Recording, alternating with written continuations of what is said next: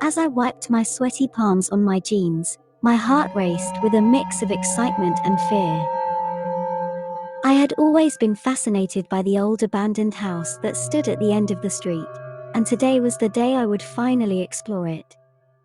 As I entered the dilapidated house, the musty smell of damp and decay filled my nostrils.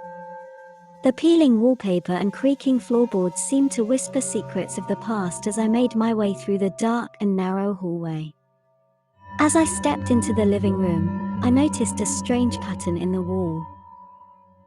It was as if the paint had been scraped away to reveal an outline of a door. My curiosity piqued. I began to investigate the area, and after several minutes of searching, my fingers grazed a hidden switch. With a low grating sound, the door slid open, and a cold draft rushed out, sending shivers down my spine. I stepped into the room and quickly scanned the surroundings, trying to make sense of what I was seeing.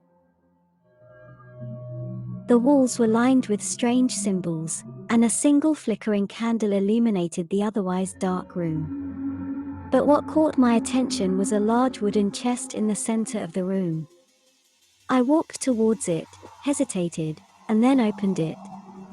Inside was a pile of old documents, a musty book, and a strange-looking disc. I picked up the book and began to read. The room started to spin, and a sudden gust of wind made me stagger. As I stumbled towards the door, I realized too late that something was very wrong. The door had vanished, and the room had transformed. The symbols on the wall had come to life, and I found myself trapped in a vortex of energy. The horror escalated as I watched in horror as the images around me began to shift grotesquely, and the voices of ancient spirits filled the air. I screamed for help, but there was no one to hear me. It was as if time had stopped, and I was trapped in this nightmare forever. My nightmare came to an abrupt end as I woke up on the floor of the old house.